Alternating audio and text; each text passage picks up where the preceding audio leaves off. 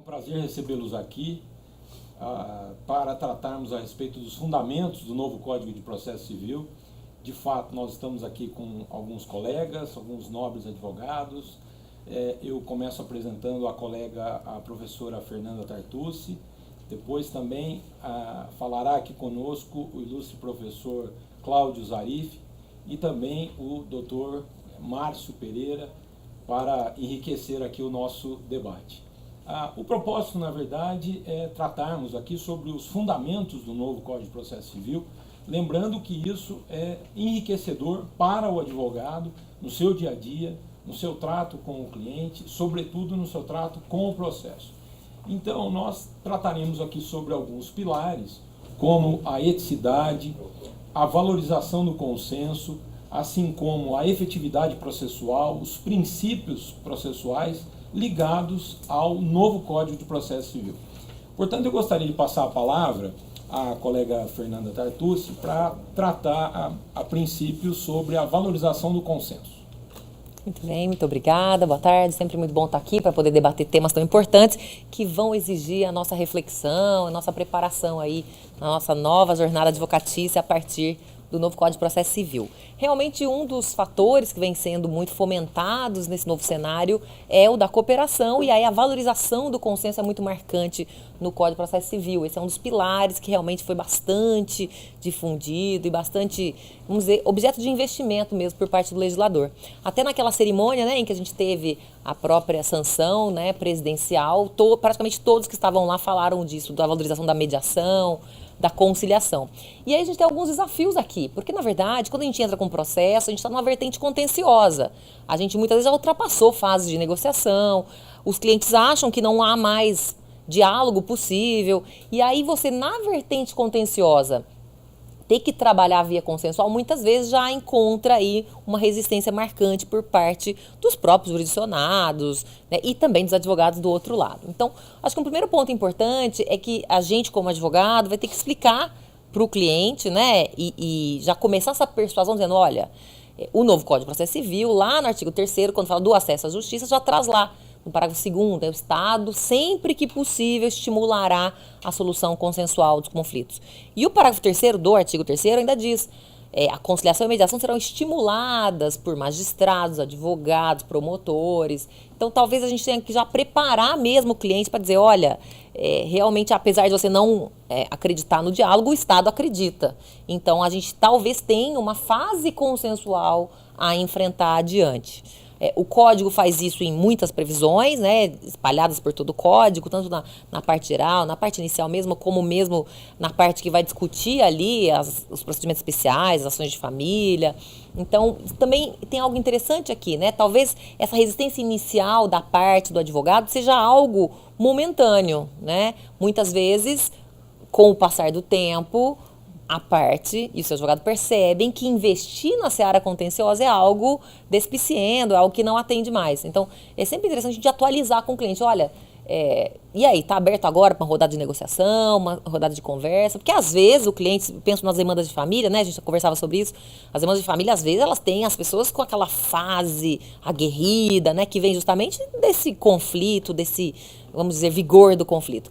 Conforme o tempo passa, né? Os meses vão se passando, a fila anda, né? Muitas vezes a pessoa já tem um novo interesse amoroso e ela quer simplesmente fechar aquela situação. Quer saber? É verdade, vamos resolver isso logo. Eu quero divorciar-me e fechar essa história e começar um novo ciclo.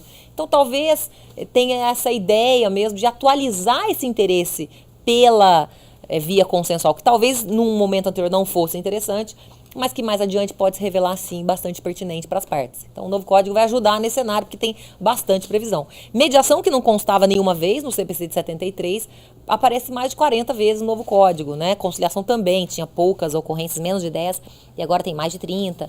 Então, realmente, o advogado vai ter que se acostumar aí com essa vertente, o que não é fácil. Como eu comentei, ele vai ter que trabalhar as resistências internas e também do advogado, também do outra parte, né? Da contraparte e também do próprio cliente, que muitas vezes não tem essa visão tão focada nessa via consensual.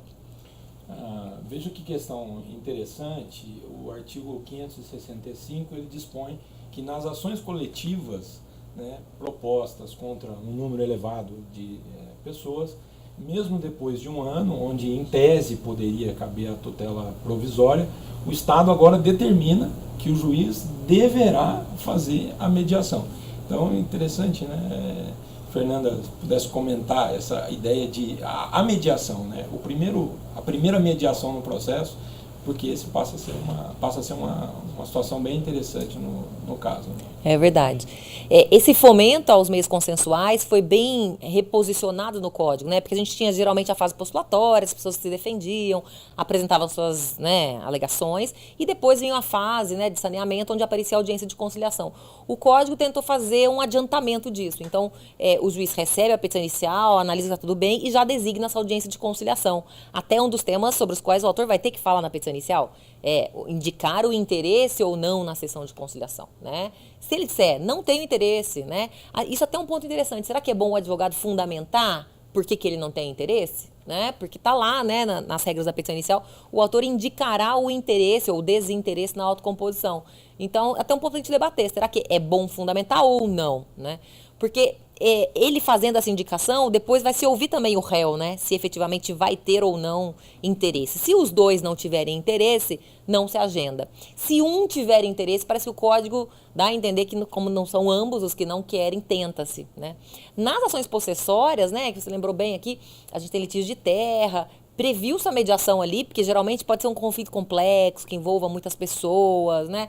Então, pensou-se na mediação também para tentar resolver o problema, que é um problema social grave, quando envolve, né, um litígio com muitas famílias. Disse até que essa previsão que tem sobre possessória foi inspirada no caso Pinheirinho, um caso muito polêmico aqui de São Paulo, em que houve uma desocupação de terras com milhares de famílias e que teria faltado uma solução de consenso, né? Na verdade, aquele processo se arrastou por muitos anos, teve demanda na Justiça Estadual, Justiça Federal, é um caso ímpar, né? Até de se pensar, será que vale a pena por causa de um caso, embora, né, rumoroso, será que pensar nisso, porque realmente vai revolucionar. Logo no começo ter uma mediação numa ação possessória, principalmente, é algo que realmente pode gerar aí bastante estranhamento.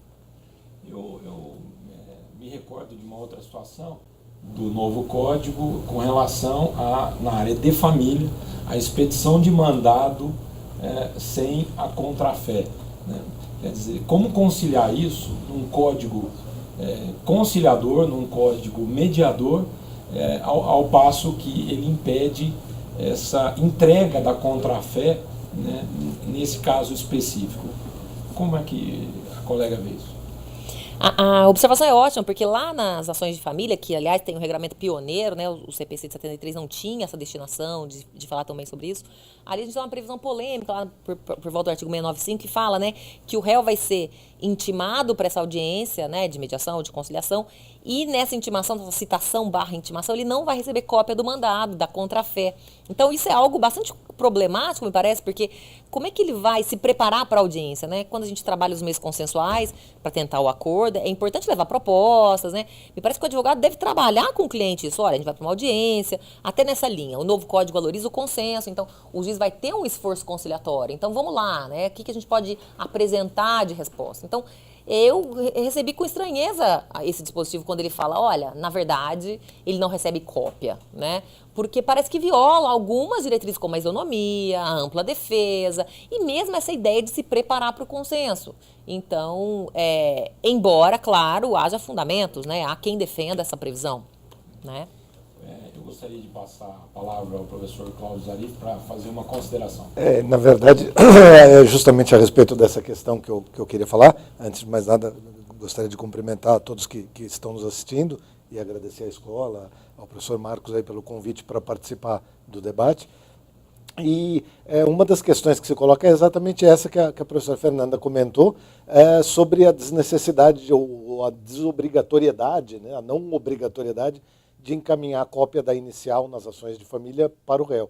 E a ideia que se teve, a fundamentação da razão de ser do dispositivo, era evitar criar litigiosidade, porque disse que uma coisa que dificulta muito a busca de soluções consensuais pela mediação, pela conciliação, é a litigiosidade que se cria entre as partes, principalmente nas ações de família, como muito bem colocou a doutora Fernanda, já existe essa litigiosidade iminente. As partes em questões de família sempre estão em litígio, em geral. São poucos casos onde a questão é tranquila, né? Normalmente é briga de casais, disputa pelo guarda de filho. Isso é uma coisa muito complexa, muito complicada no nosso sistema. E a ideia de não se mandar cópia da inicial era para tentar com que a pessoa, o réu da ação, fosse com o espírito aberto para buscar essa conciliação. Não acredito realmente também que vá obter êxito, porque, como também bem colocado, o advogado precisa se preparar, ainda que ele não vá apresentar a defesa em contestação, em audiência, me desculpe, o prazo para a defesa conta-se a partir da realização da audiência, mas ainda assim ele tem que saber o que está se tratando, o que está se negociando, para poder propor um acordo eventualmente nessa audiência. Então o advogado vai ter que tomar conhecimento disso e vai ler a petição. Então o fato dela não ir para a parte não resolve muito, porque a parte vai saber o que está sendo falado na petição, e que nas ações de família é muito complicado realmente, porque normalmente troca-se muitas acusações, lava-se roupa suja, como a gente fala na prática, né? Mas apesar da ideia me parecer até justificada, eu também não acredito que vá surtir efeito, porque o advogado vai acabar lendo e vai contar para o seu cliente o que está escrito na petição para poder prepará-lo para essa audiência. Agora, eu gostaria de fazer mais um comentário ainda a respeito do tema que a doutora Fernanda está expondo, que é a questão, eu acho que mais do que as partes terem que se preparar para essa facilitação de conciliação, conversa sobre o problema, eu acho que os advogados vão ter que se preparar para isso. Porque nós, advogados, pelo menos os que atuam hoje, que se formaram dentro desses códigos de 39, de 73, sempre estudaram e foram preparados para litigar, né? A gente passa a faculdade inteira estudando como ganhar um processo, como litigar, como demandar em juízo, e não como conciliar em juízo. Então eu acho que vai ter que haver uma mudança de mentalidade nos advogados também, e principalmente nas faculdades. Eu acho que as faculdades vão ter que formar advogados voltados para essa ideia de conciliação, de pacificação, que é a ideia principal do processo, né? O processo, além de ser um instrumento para resolução de conflitos, é uma forma de pacificação social. E essa ideia está, inclusive, na exposição de motivos do novo código. Eles dizem isso, que uma grande preocupação do grupo formado para elaborar o anteprojeto era justamente isso, era buscar, além de uma harmonização dos dispositivos e tudo, uma pacificação social, que também é o objetivo do processo. O processo não é só para dar àquele que tem razão o que ele teria direito. O processo é para buscar a paz social. E a conciliação e a mediação tem tudo a ver com isso, né? Me parece que é fundamental nesse sentido. O que faz lembrar do artigo 10, sem querer fugir do tema, mas o fundamento do artigo 10 da não decisão surpresa é exatamente o diálogo, né? Exatamente. Então, se o código visa dialogar, me parece que esse ponto precisa ser pensado ou repensado. Mas, de fato, a cultura precisa ser alterada dos advogados para acolherem melhor essa ideia de litigar, mas também pensar na melhor solução para o conflito. Isso é melhor para as partes, melhor para o Estado, melhor para a paz social. Mas eu gostaria de ouvir o colega Dr. Márcio Pereira. Bom, gente, é um prazer estar aqui. Quero cumprimentar os amigos, professores, né? Pessoas que eu me inspiro aqui, que estão compondo esse debate com a gente, e a escola também pelo convite.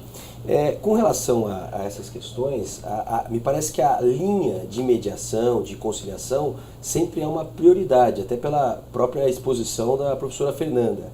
É a prioridade. No entanto, se você for estudar a ação rescisória lá no artigo 970, o que me estranha é o seguinte, que quando você ingressa com a ação rescisória, né, o relator ele ordena a citação do réu, e esse ele tem um prazo, né, não inferior a 15 dias e não superior a 30 dias para contestar. E aí depois se observa o procedimento comum. Me parece que na ação rescisória o legislador falhou, que ele teria que primeiro priorizar a conciliação, como acontece lá no procedimento comum, né? Mas em sede de ação rescisória, ele diz primeiro para fazer a contestação ou inferior a 15 ou superior a... Não, ou melhor, nunca inferior a 15 dias, nem superior a 30 dias. Porém, ele diz, primeiro a contestação, depois observa-se o procedimento comum, né? Então eu gostaria até de ouvir a professora Fernanda, se ela acha que em termos práticos, do dia a dia do advogado, né, se é melhor realmente ele oferecer a contestação, claro, e depois já pleitear imediatamente uma audiência de conciliação, ou se na prática ela acha que o juiz ele não vai observar aqui o 970, que ele diz lá, querendo apresentar a resposta com ou sem contestação, observar-se-á no que couber o procedimento comum. Então me parece que em ação rescisória ele inverte todo aquele entendimento que se tem anterior aí essa linha de mediação e conciliação. Gostaria de ouvir a professora Fernanda sobre o que ela acha a respeito disso. É uma boa observação. Na verdade, eu acho que na rescisória, como a gente vai desfazer uma coisa julgada, né, que provavelmente é desfavorável a um, a outro, o Código já pressupôs a falta aí de um consenso produtivo, né? Fala, bom, como nós estamos aqui nessa demanda construtiva negativa para desfazer esse cenário todo, talvez até o Código pressupõe, já devem ter tentado conversar para um outro cenário e não foi possível. Então, me parece aqui que realmente essa linha vai até agradar mais os advogados, né? Porque uma coisa que o doutor Zara falou e é verdade, a gente como advogado vai ter que se reorganizar, agora a gente também vai ter que explicar para o cliente isso, né? Porque muitos clientes têm uma expectativa do advogado pitbull, né? O advogado que é vamos dizer, valente, agressivo. E quando a gente muitas vezes vai falar sobre consenso, o cliente às vezes se decepciona, fala, poxa, mas você é advogado meu ou da outra parte, né? E a gente vai ter que dizer, olha, super seu, nós estamos tendo uma estratégia consensual também.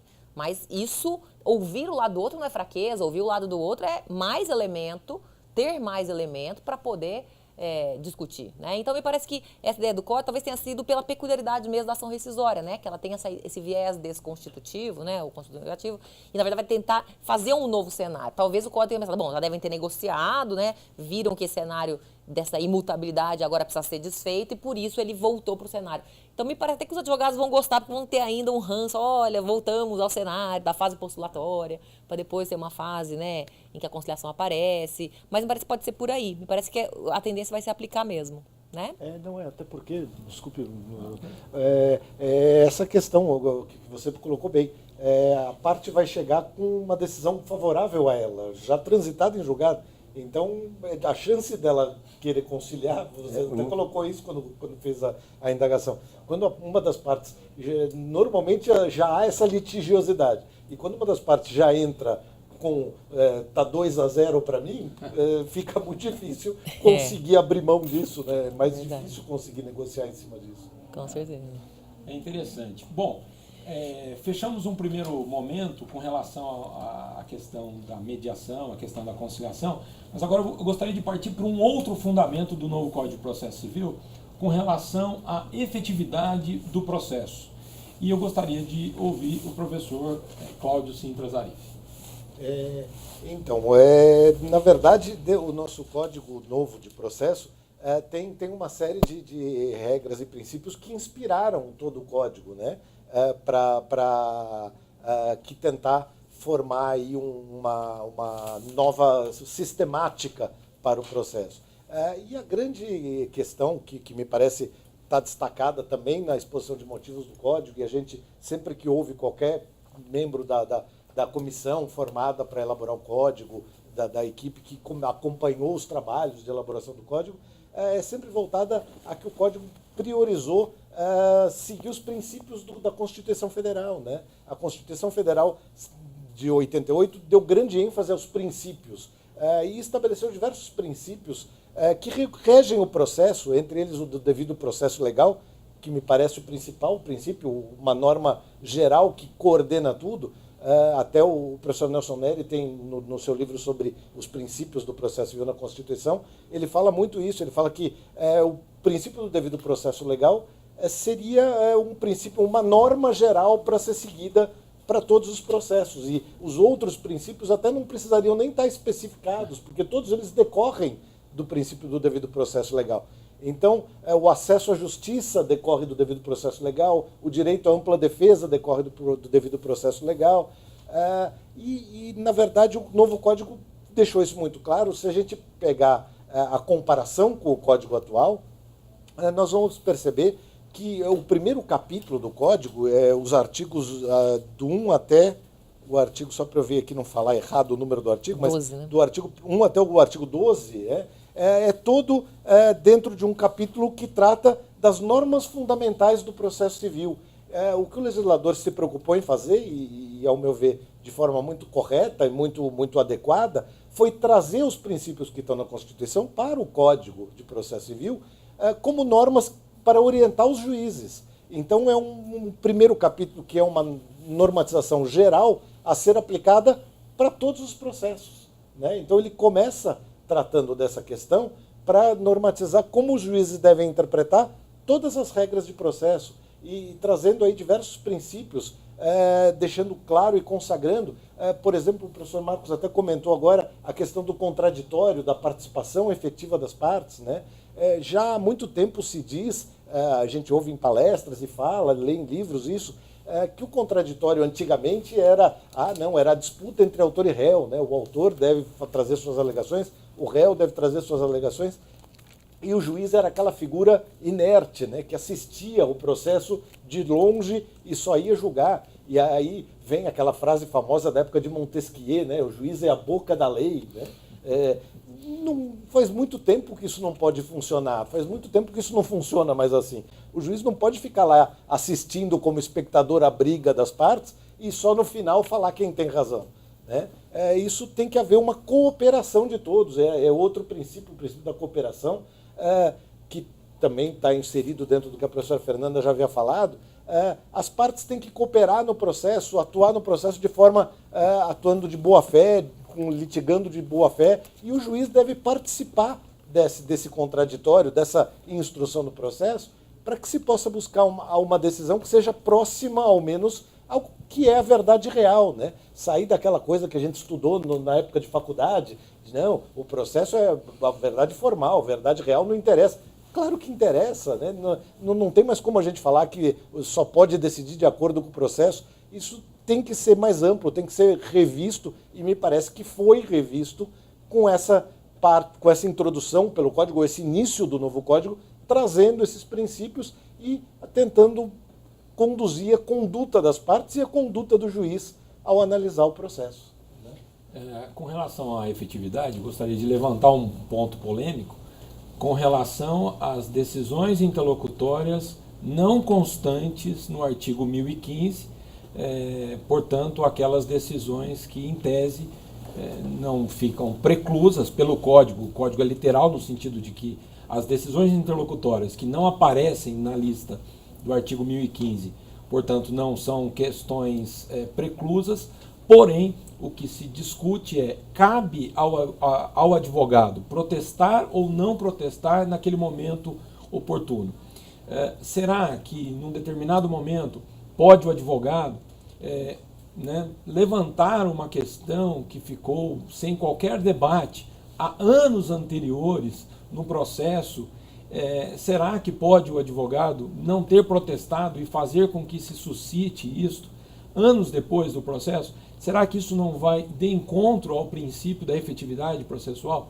Então, eu acho que acho que é bom nós tratarmos desse aspecto aqui, e eu gostaria de ouvir a professora Fernanda com relação à necessidade ou não de protestarmos as decisões interlocutórias que não aparecem no rol taxativo do artigo 1015 do novo Código de Processo Civil.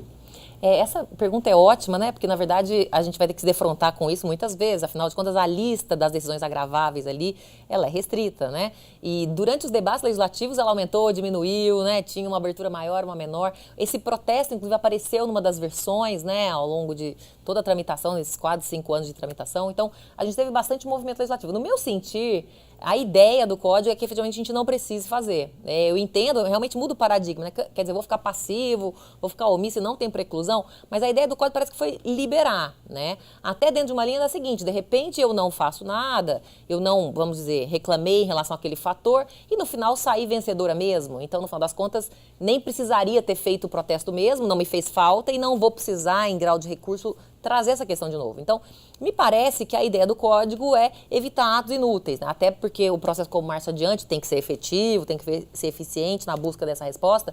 Então, a minha ideia é de que não precisaria realmente fazer o protesto, até porque não está na lei, né? E a gente se afasta da justiça do trabalho. A justiça do trabalho tem bastante protesto, né? Até se pensou em trazer para cá, não, deixa essa técnica lá na justiça do trabalho. Mas eu entendo, realmente é um ponto que pode ser defendido ainda, né? Pode ser sustentado. de ouvir o professor Márcio Pereira. Enfim, com relação à efetividade, processo efetivo é um processo que alcança suas metas por excelência. Alcançar as metas por excelência, a gente tem que pensar naquele binômio, né? Uma duração razoável do processo, ou seja, dar a cada um o que é seu dentro do tempo, né? Não adianta você conceder aquilo que se pede, que se pleiteia, mas fora do tempo, logo não se alcança a justiça. Nessa linha, o CPC, ele, lá no artigo 190, ele traz a cláusula geral de negociação processual. Então, essa cláusula geral, ela confere às partes poder negociar determinadas situações o que vai ser aplicável, né?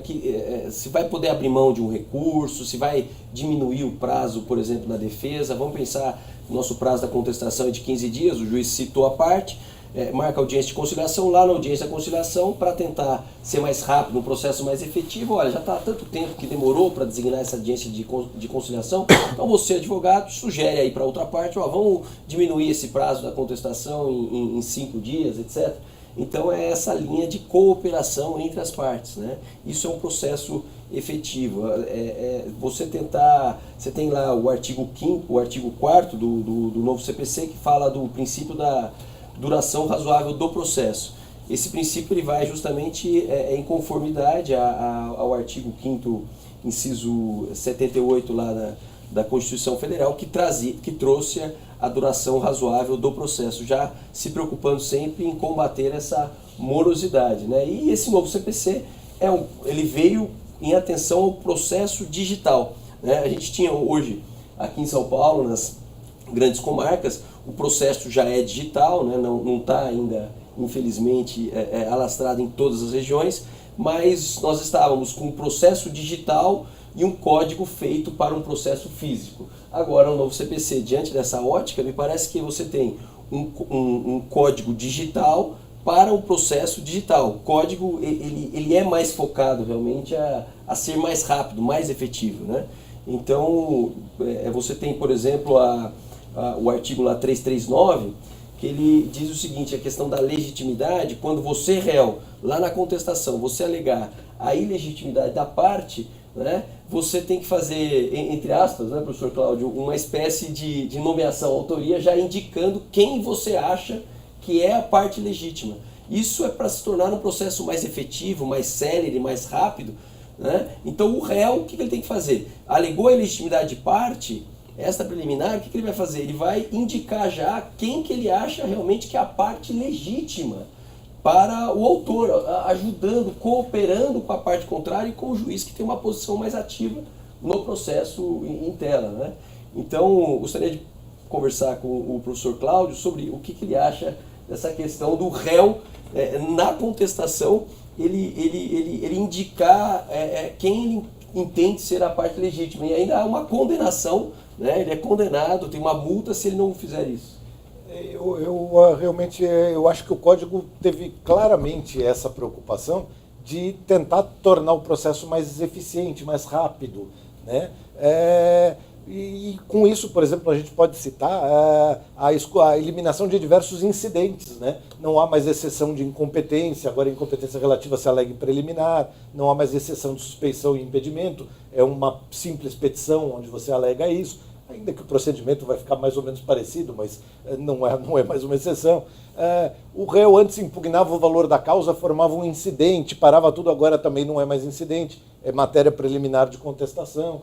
Impugnação de gratuidade de justiça também é matéria de preliminar de contestação. Então, o legislador tentou enxugar aqueles incidentes que paravam, atrasavam o processo, para tentar, com isso, ganhar tempo, fazer com que a duração fosse razoável, como a Constituição já dizia, por conta da emenda constitucional. E outro dispositivo onde foi feito isso foi, conforme o professor Márcio colocou, acabaram com a nomeação ou autoria como forma de intervenção de terceiro e tornaram uma defesa do réu alegar sua ilegitimidade, determinando que ele deve indicar, então, quem seria a parte legítima para que houvesse essa substituição. No meu ver, foi muito oportuna essa ideia, até porque a nomeação à autoria, como funciona hoje como intervenção de terceiro, é uma coisa completamente absurda, né? Porque aquela coisa da dupla aceitação, né, que o autor precisa aceitar a nomeação e o nomeado precisa aceitar a nomeação. Então isso parava o processo, arrastava anos e quase nunca ia adiante, porque nunca o nomeado falava, tudo bem, eu compro a briga. Isso não acontece, isso é irreal, né? Então era uma coisa que não tinha mais sentido continuar. Então me parece que foi muito oportuna essa colocação de tornar isso uma alegação de defesa do réu para tentar resolver essa questão. E aí, só que, como disse o professor Márcio, tem lá o desdobramento de como é que isso se regulamenta, e se o réu fizer isso, o autor vai ter a opção de ou mandar aditar a petição inicial para substituir o réu, e aí arca com as custas de honorários do advogado do réu que fez a defesa, que era a parte legítima.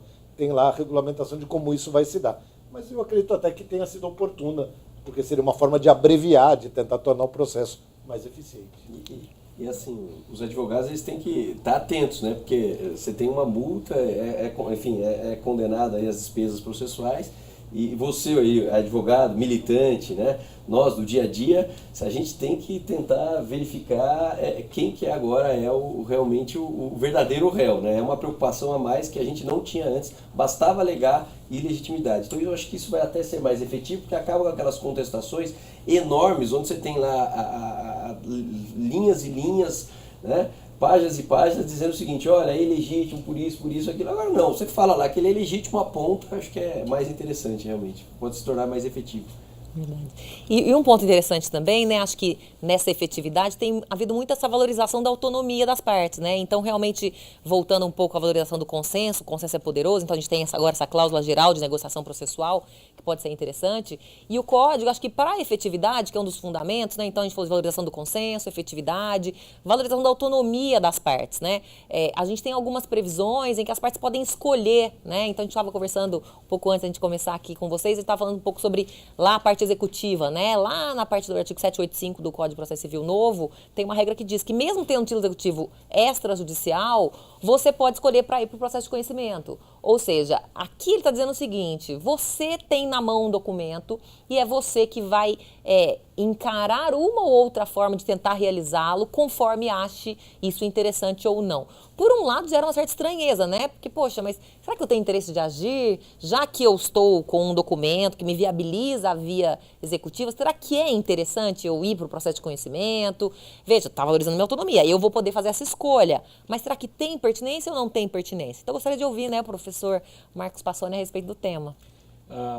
O dispositivo parece em si contraditório, mas hoje o STJ já dispõe que, de fato, em determinadas situações, a escolha caberia ao autor. Ou seja, o autor que tem em mãos um título executivo, ele escolheria uma via menos onerosa para o réu.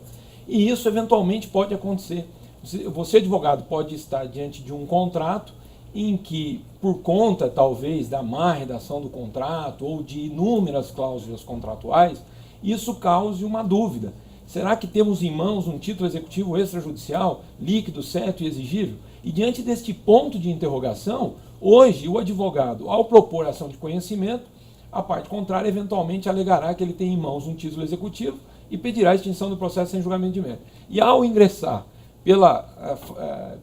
pelo processo de execução, vai haver o inverso, né, por conta dessa confusão. Então o código, fundado na própria jurisprudência do STJ, possibilita, né, neste caso concreto, por exemplo, o advogado escolher a via menos onerosa para o réu. Portanto, embora com o título executivo em mãos, ele poderia escolher uma via menos onerosa para o réu, e isso não causaria a confusão de debate, de via má escolhida. Portanto, o código, nesse caso, ele é ético, ele promove aí uma melhor efetividade processual, porque nós pularíamos a discussão entre a extinção ou não do processo por conta desta, talvez, dúvida constante no contrato sobre a existência efetiva ou não de um título executivo. Então, é um dispositivo realmente inovador, muito oportuno, mas eu gostaria de aproveitar o momento para voltar na questão do protesto, porque o que me causa um pouco de tormento é a seguinte situação. O código entra em vigor em março do ano que vem, e supondo que os advogados deixem de realizar o protesto, se a jurisprudência, né, se eventualmente a jurisprudência, com base no princípio da efetividade processual, com base no princípio de que não deve haver decisão surpresa, será que não haverá uma criação de uma jurisprudência exigindo o protesto? Eu coloco isso como ponto de interrogação, até com uma certa preocupação, por conta de, ao adotarmos a tese de que não há necessidade de protesto, imagine, a jurisprudência começará a ser criada a partir de março do ano que vem e levará um tempo para que isso se consolide. E os advogados podem ser surpreendidos por esse posicionamento jurisprudencial e, ao depois alegar decisões interlocutórias não constantes no rol taxativo do artigo 1015, ao alegar isso numa eventual apelação ou contra razões de apelação, caso essa jurisprudência, anos depois, tenha se consolidado, o advogado deixou de realizar o protesto naquele momento de anos atrás. Portanto, isso de fato causará um problema para o advogado. Então, eu acho que esse 1 ano de vacatio legis é algo que precisa ser debatido, precisa voltar a ser pensado pelos advogados por conta desse eventual problema que eventualmente venha a surgir no caso concreto. Mas, ainda no tema da efetividade, eu gostaria de passar a palavra ao professor Cláudio. Justamente ainda sobre a efetividade, que eu lembrei aqui de uma questão que eu acho que é interessante a gente discutir, que foi outra inovação do Código, mas que me cria uma certa dúvida de como é que isso vai funcionar, e eu queria trocar uma ideia com os colegas para que a gente possa tentar elucidar isso, que é a questão da ordem cronológica de julgamento. O Código tentou definir, para fins de sistematização, de organização, no artigo 12 diz o seguinte, que os juízes e os tribunais deverão obedecer à ordem cronológica de conclusão para proferir sentenças ou acórdãos. Isso é uma coisa que me preocupou um pouco. Eu até já ouvi também de outros professores um questionamento a respeito disso, porque pensem na seguinte situação, até foi um colega juiz, professor Olavo de Oliveira Neto, um colega nosso, participa de cursos com a gente, que colocou essa questão. Um juiz está lá com um processo, vai para ele a conclusão, uma ação civil pública, que é uma ação complicada, uma ação, né, tormentosa, com perícias, com questões mais complexas, de 15 volumes. E aí depois começam a chegar diversos outros processos de 5 páginas, 10 páginas, coisas simples que ele poderia decidir numa canetada. Em uma tarde ele julgaria 10 processos. Mas ele não pode porque tem uma ação civil pública que chegou antes. Como é que isso vai funcionar? Isso realmente, quando eu ouvi isso, eu falei, puxa, ele tem razão. Quer dizer, a ideia de, não, o juiz não pode passar outro processo na frente, vamos regulamentar a ordem cronológica de conclusão, só que isso pode causar um problema grave. Como é que a gente sai disso? Não sei se alguém tem uma ideia, mas eu particularmente fiquei atormentado com esse problema. Eu vou fazer um primeiro comentário no seguinte sentido. Ouvindo as pessoas que se debruçaram sobre estes textos, o artigo 12 nasce, num primeiro momento, como uma regra geral, e diante desse verdadeiro tormento, foram se abrindo inúmeras exceções no caso concreto. Então, quer dizer, a visão do legislador inicial, ela é louvável, mas o debate fomentou a criação das exceções do próprio artigo 12 para tentar equilibrar isso. Mas este caso especificamente, que o professor Cláudio coloca, ali não se encontra. Então, não é nenhuma das exceções. Não aparece ali. Então, isso passa a ser algo realmente que traz aí uma eventual dificuldade para o juiz no caso concreto. Professora Tartucci. Esse ponto é muito importante, me parece. A gente tem que analisar o seguinte: será que não vão interpretar essa regra como objeto de discricionariedade judicial? Né? Porque, na verdade, ela tem algumas exceções. O tema da gestão do processo nunca foi muito objeto de normas processuais, né? Até se questionar. Geralmente, o Código de Processo Civil ele versa a atuação dos sujeitos processuais, mas não nesse nível de especificidade, né, em relação à ordem de julgamento. Realmente é uma inovação pioneira. Me parece, num primeiro momento, a gente ouvindo os juízes, né, que atuam na área, é que o juiz que tem uma gestão organizada da sua vara, do seu trabalho, tenderá a continuar nessa toada. Me parece que essa aplicabilidade da ordem cronológica, embora o código fale que deva estar disponível na rede mundial de computadores, me parece que ela vai ser bem polêmica, especialmente no começo, nessa acomodação. A minha tendência, vamos ver o que os doutrinadores vão dizer sobre isso, é que vai haver um certo espaço para a discricionariedade judicial, porque o juiz realmente vai fazer essa análise. Olha, eu tenho que estar comprometido com a duração razoável do processo, né? E se eu seguir isso de uma forma muito intensa, eu vou ter aqui um comprometimento de uma outra garantia constitucional. Então, me parece que, embora a ideia seja boa em termos de isonomia, né? Quer dizer, muitas vezes não se justifica que você tenha um processo demorando tanto, né? Eu me lembro uma vez, eu tenho uma tia Ramsa Tartucci, né? Ela foi desembargadora federal, e uma vez eu fui visitá-la no tribunal aqui em São Paulo, e tinha um elevador cheio de volumes de processo. E aí eu falava, puxa, minha tia, estão chegando vários processos? Ela falou, não, esse é um só. Era um processo que tinha o elevador cheio, então tinha 60, não sei quantos tinha, mas acho que uns 200 volumes, né? E era um processo que se eternizou, porque todo juiz chegava lá e falava, puxa, eu não vou perder uma tarde para ficar com esses 200 processos, né? E ela falava, eu preciso ver o que eu vou fazer com isso, porque ele já está aqui há muitos anos, daqui a pouco vai chegar uma reclamação no CNJ a respeito disso, então ela estava tentando que enfrentar aquilo, né? Então, acho que a ideia da ordem cronológica é evitar esse cenário, quer dizer, um processo que vai se avolumando e que no final vira um grande elefante branco que ninguém efetivamente quer enfrentar. Por outro lado, a gente também não pode ter um exagero, né? No sentido de que tire a racionalidade da apreciação, porque a duração razoável do processo e a efetividade são dois vetores importantes. Professor Marcos. Aqui nessa questão da ordem cronológica, eu volto a dizer a respeito do código, né? Esse código, ele foi feito para a era digital realmente. Então, chegou antes, vai obedecer à ordem de chegada dele. Mas em termos práticos, de discricionariedade do juiz, em termos de, quando a gente pensa em princípio do livre convencimento do juiz, a gente pensa no livre convencimento dele dentro do processo. Porém, o livre convencimento do juiz, a gente sabe que, em termos práticos, não é só dentro do processo, mas é de acordo dele organizar o cartório como ele bem entender, de acordo com a disponibilidade dele, né? E do critério da importância dos processos. E aqui não, ele vai realmente... ficou matemático, chegou o primeiro, vai ser esse primeiro, chegou o segundo, chegou depois, assim, põe na fila, independentemente da importância dele. Me parece que isso violaria, sem dúvida, a discricionariedade dos magistrados. A gente sabe que quando surgiu isso, eles reclamaram, e não pouco, né? Porque realmente viola essa questão da discricionariedade, do livre convencimento dele para ele organizar o cartório e o processo. E se ele tiver, como a professora Fernanda bem disse, se ele tiver um cartório, né, bem organizado, se ele for um juiz mais ativista, mais realmente próximo às partes, não precisaria desse dispositivo. E me parece que esse artigo 12 é mais uma norma procedimental do que processual, então nem deveria estar aqui. Isso deveria estar regulamentado na lei de organização judiciária de cada estado, dependendo da necessidade, dos interesses de cada estado. Mas eu acho inviável isso. Na prática, em termos práticos...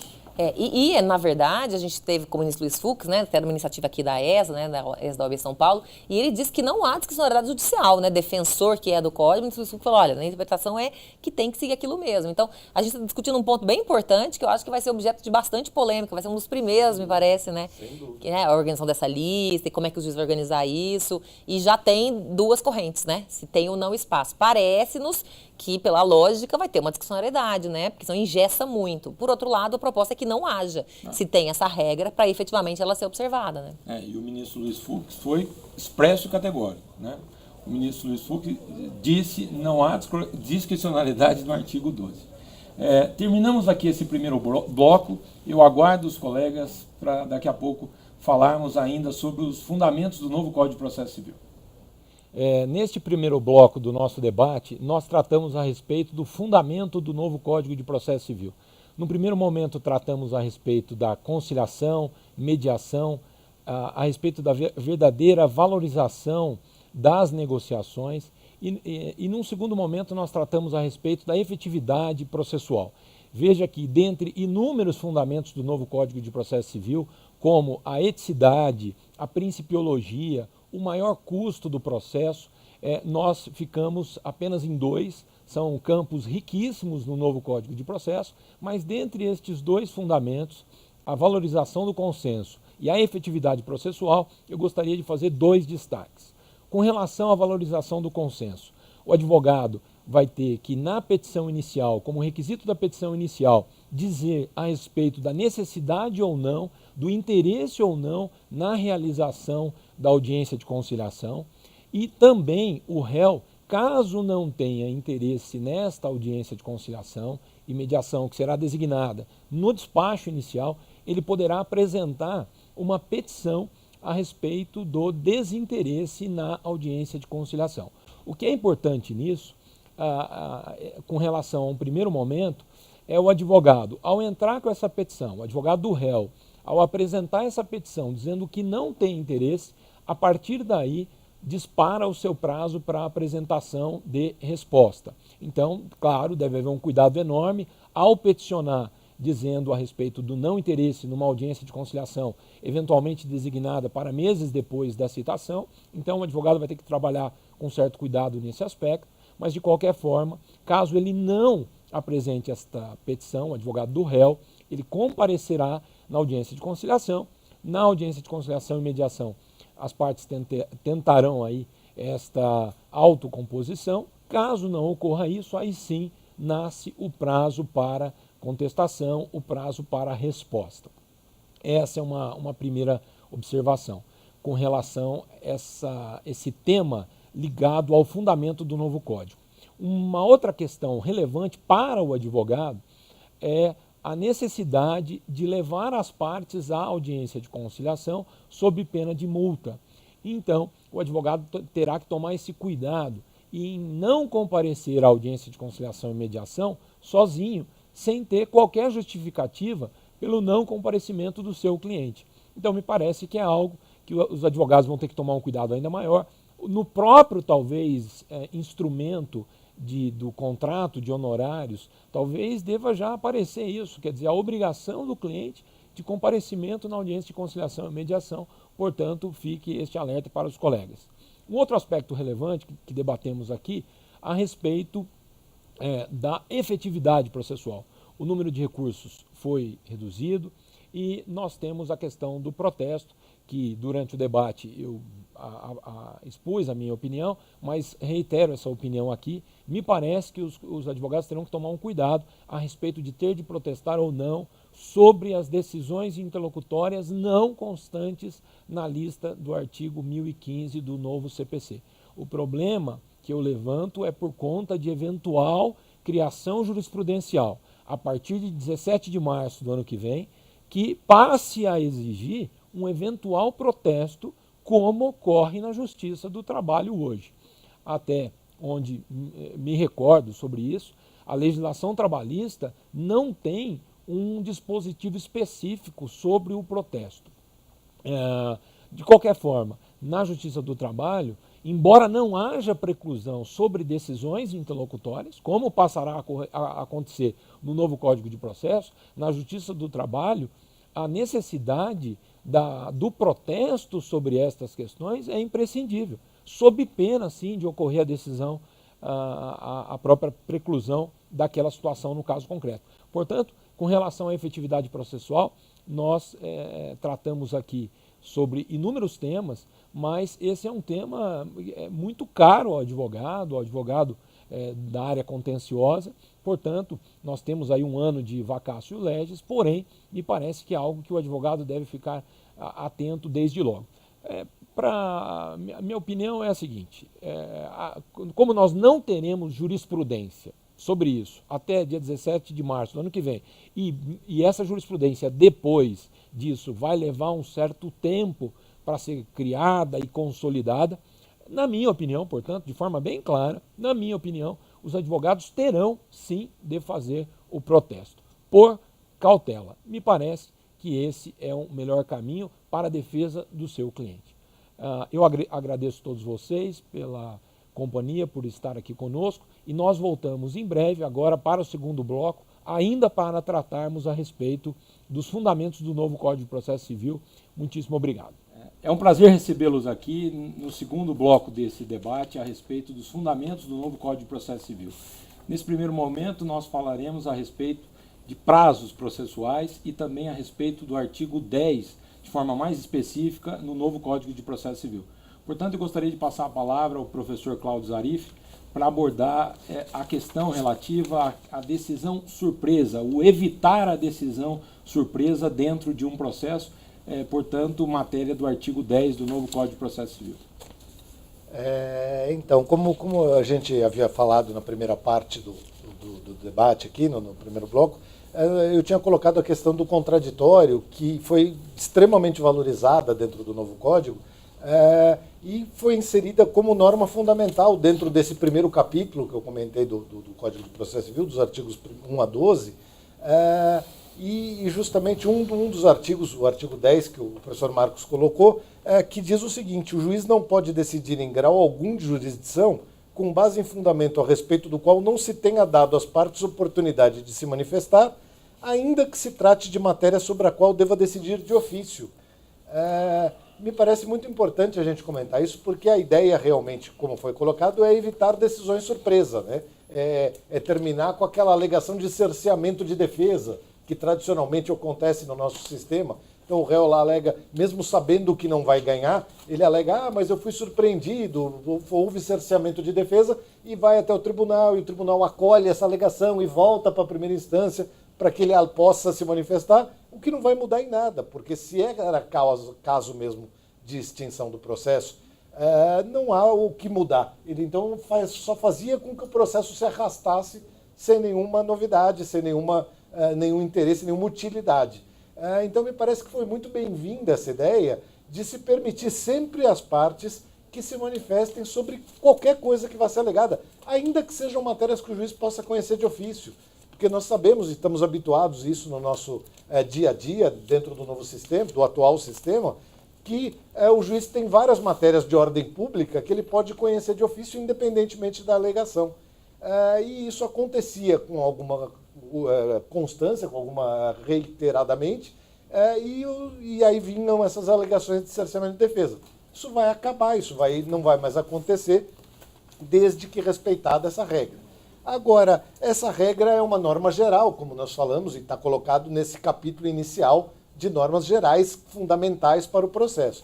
Agora, nós temos algumas regras dentro do sistema, e estávamos comentando isso agora durante o intervalo, que diz, por exemplo, que o juiz pode indeferir liminarmente a ação quando reconhecer prescrição ou decadência, né? E aí vejam que é uma norma específica criada dentro do sistema que contraria a própria norma geral inicial, a norma que regulamenta como deve orientar todo o processo.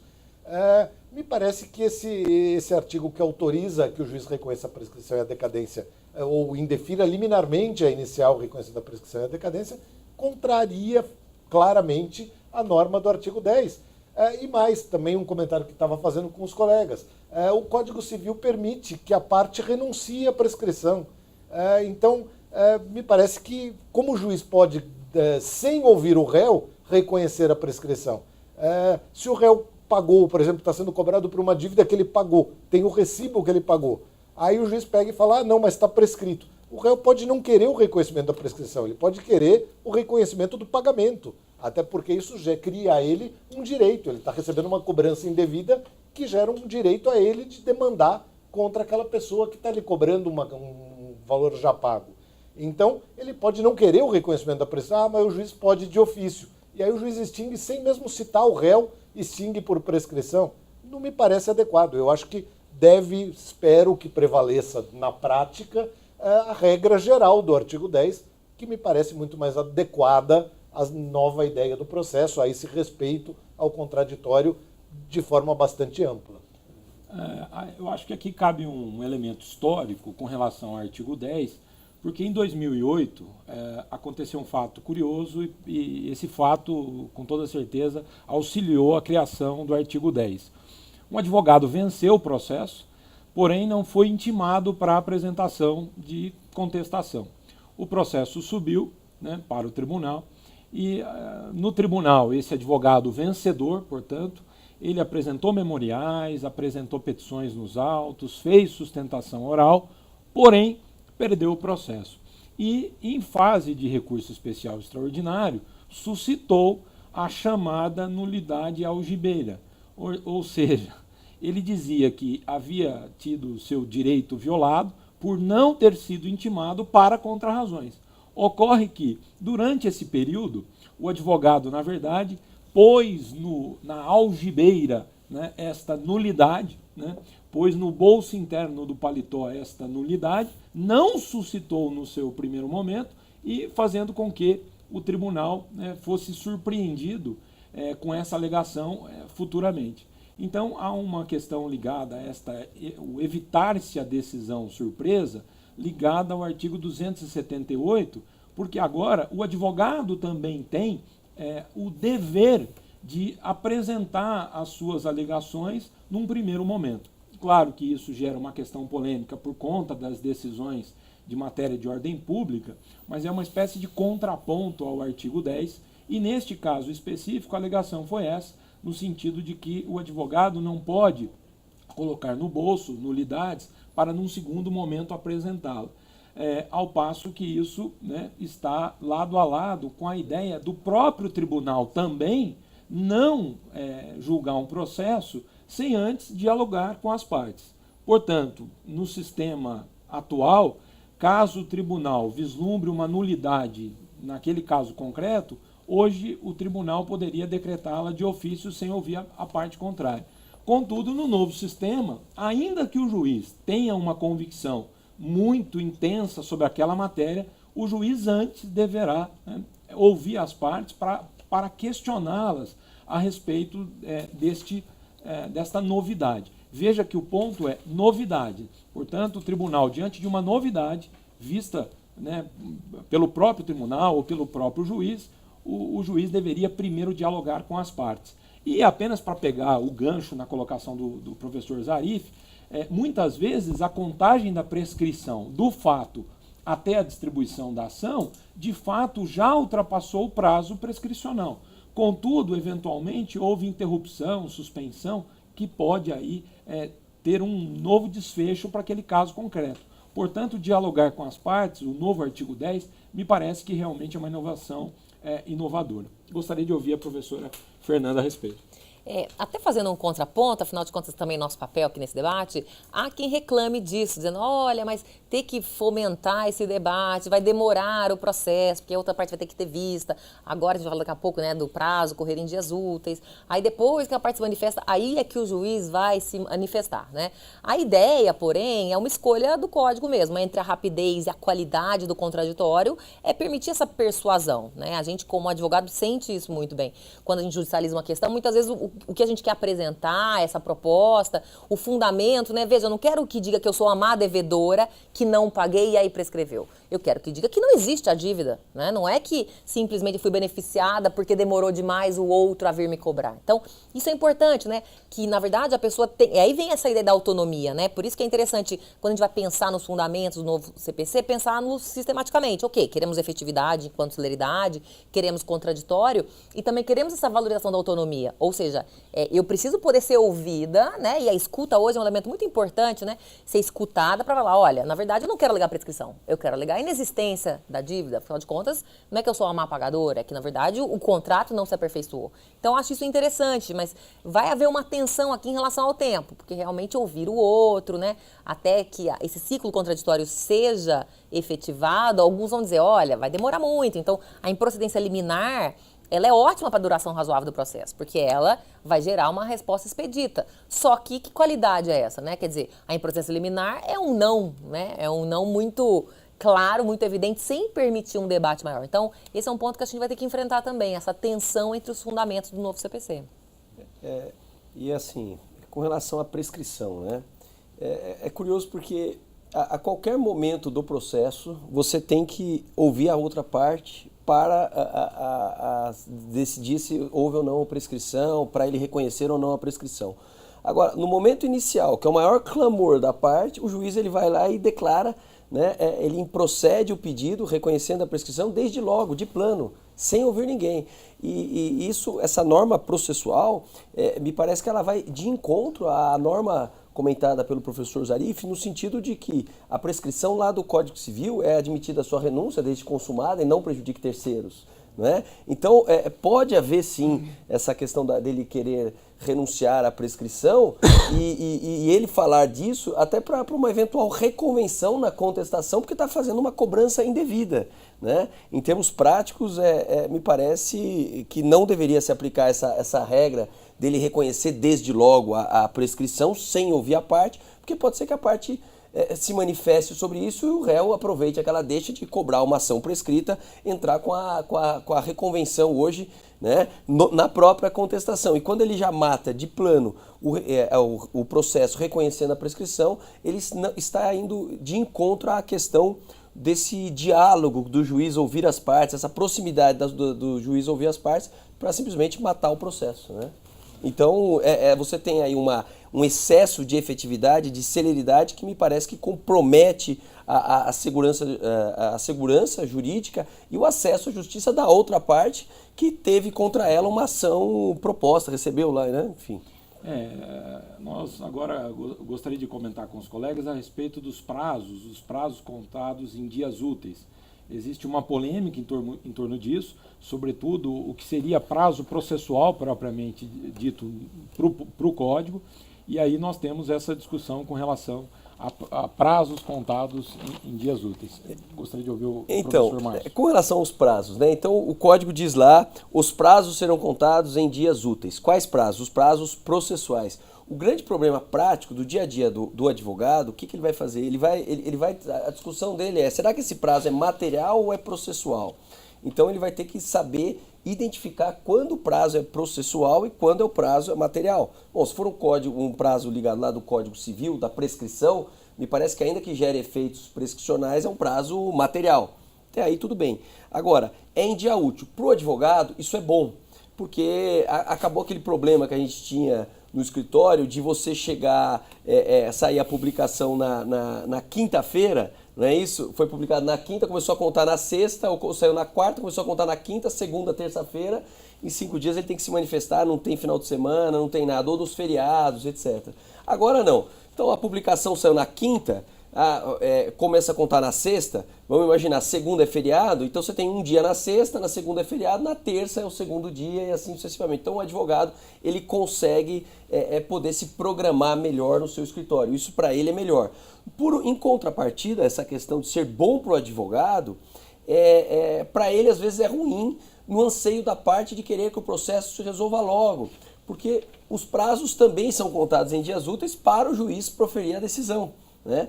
Para o escrevente fazer a juntada, né? Isso para o oficial de justiça fazer a juntada. Então, quer dizer, todos esses prazos, a gente tem que pensar que para o advogado foi bom, mas para esses, os serventuários da justiça e para o juiz foi melhor ainda, porque isso vai de encontro a essa questão do novo código da celeridade, ao nosso ver. Professor Márcio, mais uma pergunta. Prazo útil somado a prazos mais extensos, né? Por exemplo, prazo para apelação, agravo, agora prazo unificado de 15 dias, salvo para embargos de declaração, essa soma, prazo de 15 dias, com dias úteis, num determinado mês que tenha mais feriados, será que isso não vai contra a efetividade processual? Vai, assim, eminente, vai frontalmente contra a efetividade processual, porque se você pensar num prazo de 15 dias úteis, se você pegar nesse período agora que a gente está que nós tivemos a Semana Santa indo para o feriado de abril, 15 dias úteis, na verdade, vão se transformar em 30, né? Em quase 30 dias. Então, agora a questão eu volto a dizer, o problema nosso é um problema de mentalidade, porque hoje o juiz ele tem lá os seus 10 dias, né? Então, proferir a sentença desde logo em 10 dias, a gente sabe que demora 6 meses esses 10 dias. Agora, no entanto, na prática, se ele realmente cumprir os dias úteis, vai ser melhor, né? A questão será que ele vai cumprir esses dias úteis? Se cumprir os dias úteis, vai ser melhor, mas em tese me parece que vai frontalmente de encontro com essa questão contrária à questão da celeridade e efetividade. E ainda, a gente tem que lembrar que tem um dispositivo no novo CPC que diz o seguinte, que os atos serão automáticos agora no processo digital. Então não vai ter mais aquele operador lá do cartório que ele tem que dar o ok dele para mandar para o juiz, vai ser automático. Então, dependendo se a vara, o excesso de demanda vai sobrecarregar realmente os juízes e para isso os prazos em dias úteis, se para o advogado foi bom, para eles foram melhor ainda, ao nosso ver. Gostaria de ouvir a professora Tartucci a respeito. Até para fazer um contraponto, né? Afinal de contas, o nosso papel também é esse. Acho que agora, nessa segunda parte, assumi esse papel.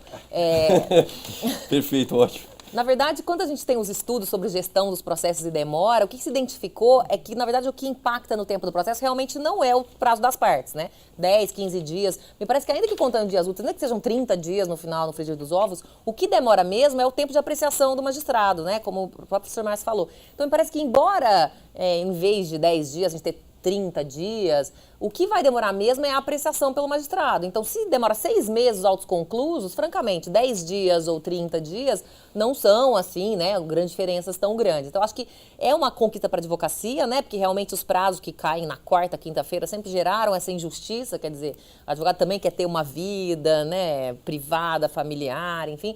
E eu acho que no frigir dos ovos o impacto não vai ser tão alto, porque a gente ainda tem menos magistrados do que precisaria, né? A gente também precisaria de uma reforma estrutural, né, de recursos humanos para ter mais magistrados para atender a essa gama de processos, né? É porque não é só uma questão de demora na decisão, mas também uma questão de gestão, né, por conta desse volume de processo no sistema, né, via anos 90, que geraram aí esses grandes volumes de processo no caso concreto. E só uma consideração, me perdoe, mas assim, é curioso, porque a gente sempre estudou processo, né, com base no Código 73, então a gente estudava lá os prazos dilatórios e os peremptórios. Então os dilatórios poderiam alterar para cima ou para baixo, né, aumentar o prazo ou diminuir. E os peremptórios eram aqueles que as partes não poderiam alterar. Agora, no novo CPC, ainda que os prazos sejam peremptórios, o juiz ele pode reduzir o prazo ouvindo as partes. Então, vamos pensar num prazo peremptório, prazo da contestação. Pode ser reduzido ouvindo as partes, que é de acordo com aquela posição mais ativista do juiz, aquele diálogo das partes. E como é que ficaram os prazos hoje no novo CPC, né? Nessa celeridade, os prazos úteis? Despacho, prazo 5 dias, decisões interlocutórias, prazo 10 dias, sentença, prazos 30 dias. Úteis, essa é a nossa celeridade. Professor Zarif. Não, o que eu ia fazer uma colocação a respeito do que a professora Fernanda estava falando, também dessa questão de prazo, de onde que está o problema, se o problema é o prazo do advogado. Na verdade, me parece, e aí talvez até seja meio um desabafo, que eu tenho certeza que os colegas também devem ter vontade de fazer, mas eu acho que o grande problema é assim, a gente vem batalhando, o Código de Processo Civil passou por 30 reformas, esse Código de 73, agora veio um novo código. Agora, eu acho que tudo isso são ideias ótimas, são ideias para tentar melhorar. Agora, infelizmente, o que nós precisamos é melhorar o sistema como um todo, né? Porque eu, longe de querer desanimar os colegas, mas achar que o novo código vai resolver os nossos problemas, vai fazer o processo ser rápido, é um sonho, é uma utopia, porque nós sabemos que a estrutura do judiciário não permite isso. Nós temos uma estrutura deficitária do Poder Judiciário. Então, o funcionamento é ruim. Quem sabe agora, com todos os processos se tornando eletrônicos e a coisa sendo automática, como o professor Márcio falou, que vai entrar direto no sistema, não vai passar por um funcionário que tem que apertar um botão, talvez melhore. Mas hoje a nossa realidade é muito triste. Eu estou há 6 meses esperando expedição de um mandado de citação e aí eu vou lá reclamar e falo, mas está na fila. Na fila de quê? Né? Qual é a fila exatamente? Não se explica isso. Não tem uma justificativa para a coisa não andar. Né? Então, me parece que a ideia do código é ótima, o código é inovador, me parece que tem lá seus defeitos, obviamente tem, ninguém quer esconder ou achar que só tem qualidades, mas no geral eu acho que tem muitas qualidades, mas nós precisaríamos de uma reforma de um contexto maior para que a coisa realmente se resolvesse. Né? Não basta mudar o código para achar que o processo vai andar, porque infelizmente não é verdade. Não, professor Zarif, cá entre nós, né? Hoje, né, os prazos são corridos. O artigo 189 do Código Atual, o despacho de mero expediente, prazo 2 dias, decisões, prazo 10 dias, Código Atual, dias corridos, novo Código, 226, despacho 5 dias, de 2 foi para 5, ou seja, mais que duplicou.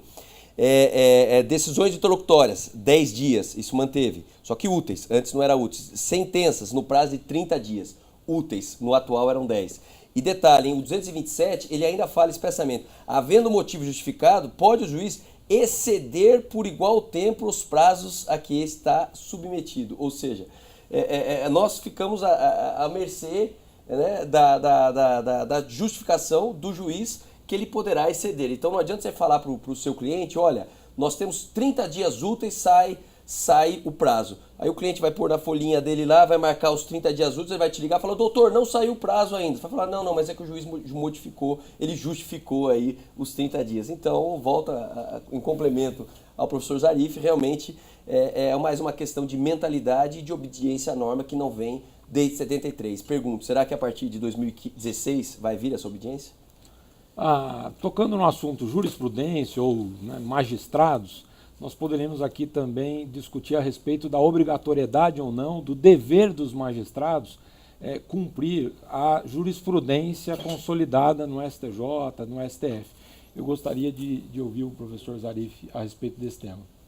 Na verdade, uma coisa que é uma tendência que já vem vindo dentro do nosso sistema é a ideia de se vincular as decisões proferidas pelos tribunais superiores, né?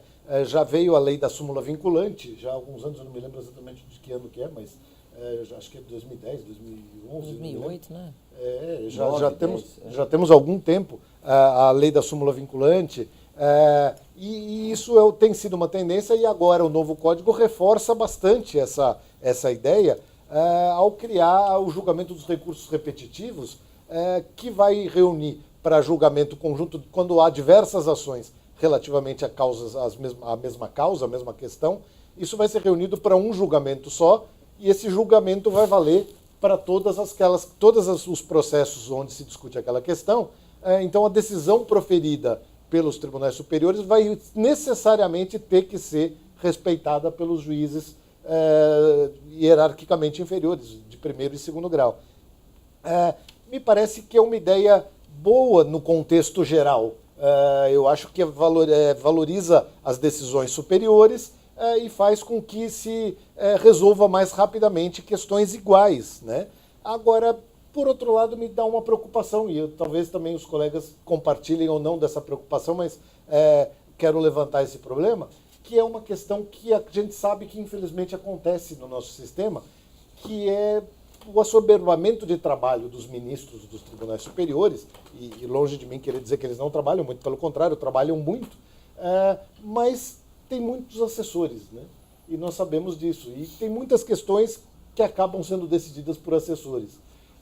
Então, por exemplo, nós temos alguns problemas, algumas questões, onde não há uma pacificação dentro da própria turma julgadora, turma do tribunal. Há uma questão que eu tenho aqui de cabeça, porque recentemente eu enfrentei esse problema, tive que entrar com embargo de divergência. Na quarta turma do Superior Tribunal de Justiça, há uma discussão enorme a respeito da responsabilidade do fiador no contrato de locação prorrogado por prazo indeterminado. Apesar de já ter uma súmula do STJ, essa súmula acabou sendo derrubada em um julgamento, e dentro da quarta turma há dois posicionamentos distintos sobre o mesmo assunto na mesma turma. E como é que a gente vai poder usar, então, dessa questão de súmula vinculante, de julgamentos repetitivos que vão obrigar os órgãos inferiores, quando dentro da mesma turma eles não se entendem? Como é que isso vai poder funcionar? Me parece que é um pouco preocupante. A ideia é boa, me parece que a ideia é boa, abreviaria o tempo dos processos, mas vai criar algumas dificuldades que a gente não sabe como solucionar. Eu, particularmente, tenho essa dúvida. Há um problema, inclusive, antecedente a essa discussão, levantada pelo professor Nelson Neri, da própria constitucionalidade da legislação, pensando na própria repartição de poderes. O legislativo estaria criando um elemento obrigando o poder judiciário em si a respeitar ordens superiores, né? Então, já existe em si aí um problema da própria constitucionalidade do dispositivo levantado pelo professor Nelson Neri. A par disso, a questão, de fato, causa polêmica, ela é extremamente interessante. Agora, havendo uniformização da jurisprudência, né, o professor acaba de colocar uma situação de não uniformização, e aí gera-se a polêmica. Havendo a uniformização, me parece de fato que isso pode auxiliar e acelerar o processo. Mas gostaria de ouvir ainda sobre esse tema a professora Fernanda. Pois bem, eu justamente tenho uma visão bastante resistente em relação a tudo isso, porque assim, eu estudei isonomia para o doutorado e assim, eu acho que usa-se a isonomia como argumento. Olha, a jurisprudência vai ter que ser aplicada igualmente para todo mundo. Mas é uma isonomia que processualmente não existe, porque concorda, o processo de alguém, que é o processo piloto, foi apreciado, foi julgado, a tese foi então vencedora ou vencida, e aquilo vai se aplicar a 800, 8.000 processos. E muitas vezes a identidade não é plena em relação aos casos, né? E eu não tive chance de persuadir, eu teria um 8º argumento que eu gostaria de usar. Então, eu tenho uma certa dificuldade, eu acho que esse aspecto constitucional é muito importante. Acho que o juiz ele é vocacionado para fazer a norma do caso concreto e não para legislar em abstrato, porque acaba criando um superpoder para o juiz que, francamente, ele mal consegue exercer o judiciário, né, os seus poderes que já existem nos casos concretos. Eu tenho uma resistência, eu tenho medo do engessamento da jurisprudência, como é que a gente vai mudar esses precedentes, quer dizer, a gente tem algumas súmulas que foram feitas com base em poucos precedentes. Acho que o judiciário, às vezes, ele pensa num caso específico e quando ele vai fazer a súmula, isso acaba colhendo outros casos. Eu tenho um certo problema mesmo, eu reconheço, desde a súmula vinculante, eu acho que tem uma certa disfuncionalidade. Acho que atende muito mais o interesse do judiciário de eliminar com um julgamento só, mediante repetição, várias demandas, do que propriamente atender aos casos e estudar os casos, que a gente sabe que, né, nesse volume milionário de causas é algo difícil. Eu reconheço, né, que pode ser interessante, mas tem que ter muito mais critério na identificação dos casos, né? O doutor Jair falou muito bem, a gente tem uma justiça de assessores que são super dedicados e que fazem um grande trabalho, mas essa triagem envolve ler todos os casos. Aí eu me pergunto, já que vai ler todos os casos, quem sabe então já não julga esses casos, né? Porque já que tem que ler, né? Tem 8.000 processos, se teve que ler todos para ver que todos são iguais, quer dizer, será que vale a pena suspender e dar essa prioridade só para o processo piloto, né? Eu tenho dificuldade mesmo com a jurisprudência, com todo esse valor de norma abstrata, quando, na verdade, a gente sempre teve a decisão como norma concreta para o caso, né? Eu acho que é uma mudança, é realmente um dos vetores, é um dos fundamentos do novo código, a valorização dos precedentes, mas eu tenho aí bastante dúvida a respeito desse cenário. A gente está mudando muito, né, assim, os nossos paradigmas. E há uma questão específica no novo código, em que os processos serão suspensos em primeiro grau. Essa é uma novidade, né? O processo piloto, ele provoca a suspensão do processo já em primeiro grau de jurisdição.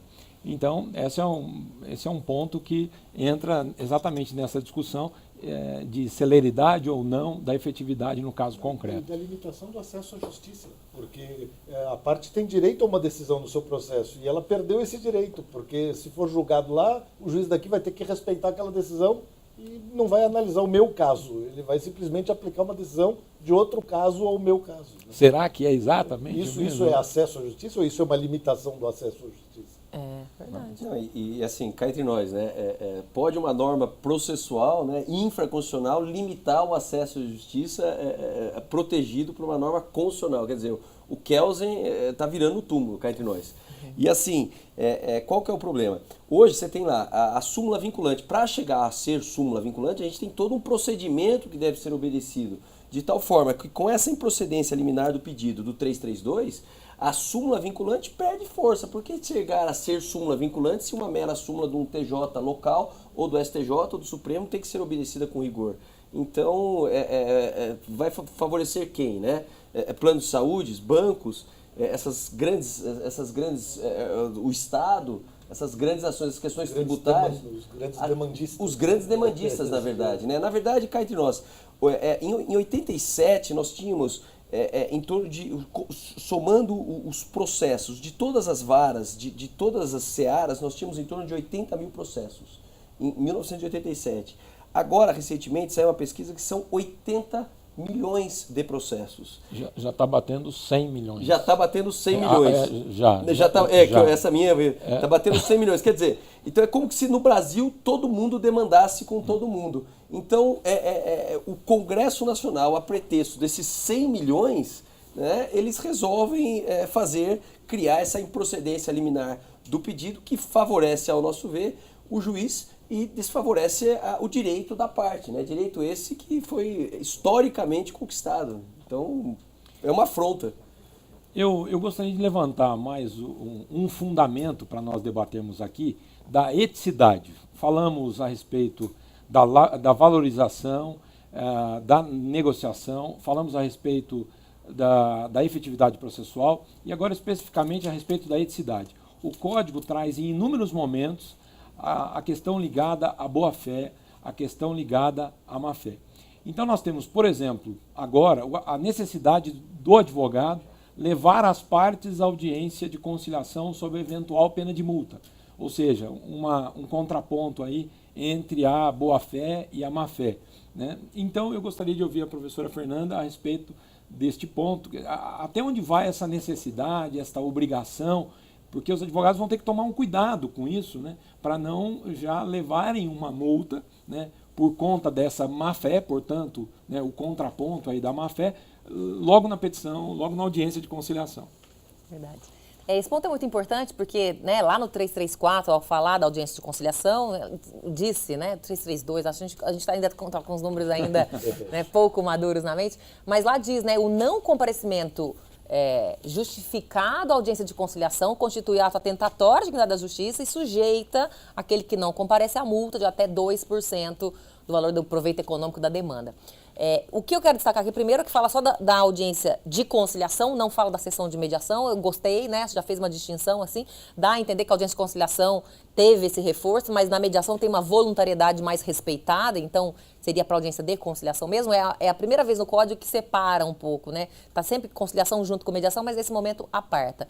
E a ideia é a seguinte: quando a pessoa disse que tinha interesse na audiência de conciliação, se ela simplesmente deixa de ir, a mensagem que se passa é, você então está fazendo gerar uma perda de tempo sem justificativa. Então, isso tem um custo para evitar, vamos dizer, um voluntarismo, para evitar aqui, vamos dizer, que a pessoa simplesmente promova uma protelação do processo em prejuízo da celeridade, da efetividade, sem consequência nenhuma. Então, tem uma mensagem pedagógica aqui. Por outro lado, a gente tem que analisar o que é injustificado, né? Porque a gente vai ter caso, por exemplo, em que o autor diz, eu não quero audiência de conciliação. Na petição inicial ele já disse, não quero audiência de conciliação, porque eu já tive tentativas sem êxito e eu quero agora uma decisão judicial para impor o resultado. O réu vai dizer, não, eu quero sim, né? Mas pode ser um réu que esteja de má fé, justamente para ganhar tempo. Então o autor fala, eu não quero estar na presença desse indivíduo, ele está usando uma estratégia protelatória, eu não quero ir. Tem que ir? É justificativo dizer, olha, eu não quero ir porque eu não sou obrigada a estar na presença de alguém que não atua de forma escorreita comigo, né? Será que o juiz vai aceitar isso ou não? Dá a entender que, como ele quer tentar sempre que possível o consenso, que ele não vai aceitar esse tipo de alegação. Então, o que é comparecimento injustificado, o que é ausência injustificada, vai aí gastar páginas e páginas para a gente conseguir ter um bom delineamento. Porque um dos princípios dos meios consensuais é a autonomia das vontades, a autonomia privada. As pessoas têm o direito, né, até lá no artigo 66 fala-se sobre isso, sobre as regras procedimentais. Então, me parece que tem que haver, né, vamos dizer, um cuidado na aplicação dessa multa, porque dizer que viola a dignidade da justiça só se for muito injustificado mesmo, se for, vamos dizer, um ato de desprezo, né? Não fui, também não avisei, também não justifiquei, não fui porque não quis, deixei o processo ter uma etapa indevida. Então, essa aplicabilidade ela vai ter que ser realmente bem feita à luz da autonomia privada. As pessoas têm que ser respeitadas nisso, né? Esse debate aparece no artigo 334, parágrafo 8º. Eu gostaria de passar a palavra ao professor Cláudio. Eu só ia complementar, na verdade, essa questão da audiência e da multa me preocupa realmente pelo seguinte, eu não consigo conceber, pelo menos na minha cabeça, um réu que não vá querer audiência, porque o prazo para contestação dele só se inicia na audiência. E se ele falar que ele não quer audiência, o prazo inicia na citação. Verdade. Por que ele não vai querer audiência? Verdade. Todo réu vai querer audiência. Então, e aí o autor não quer ver a cara do réu. Ele é uma pessoa, ele brigou com o réu, trocaram socos. Ele não quer ver a cara do réu. Ele vai ser obrigado a ir, senão ele vai ter que pagar uma multa. Como fica essa situação? É complicado. Realmente, me parece, o problema levantado é realmente complicado. Muito bem. Dentro dessa linha de eticidade, probidade, honestidade, boa-fé, né? É curioso porque muitas vezes o advogado ele tinha uma nulidade para arguir e ele não arguía no primeiro momento, ele deixava para depois e o juiz tinha que reconhecer de ofício essa questão de nulidade processual, ainda que fosse fora do prazo, né? O advogado manifestava a nulidade, provocando aí o reconhecimento de ofício do juiz para reconhecer do prazo, porque a matéria não se tornaria preclusa. Agora, esse novo CPC, o artigo 278, ele diz o seguinte, que a nulidade ela deve ser alegada no primeiro momento, não é isso? Na primeira oportunidade que couber a parte falar aos autos, sob pena de preclusão.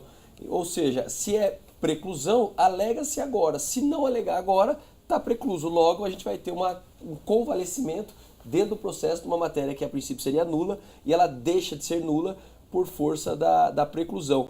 Para você ver como é severa a questão da falta de eticidade, a falta de probidade dentro do processo. Não fui honesto com você, não vou alegar a nulidade agora, logo está precluso, não vai poder alegar posteriormente. Na verdade, hoje existe uma punição que é a perda de honorários e o pagamento das custas, né? O artigo 22 e o artigo 113, parágrafo 1º, Isso, as custas. Fala que o réu que não alegar na primeira oportunidade, depois, ainda que saia vencedor do processo, perde o direito aos honorários e tem que arcar com as custas. Não, mas é a penalidade que tem.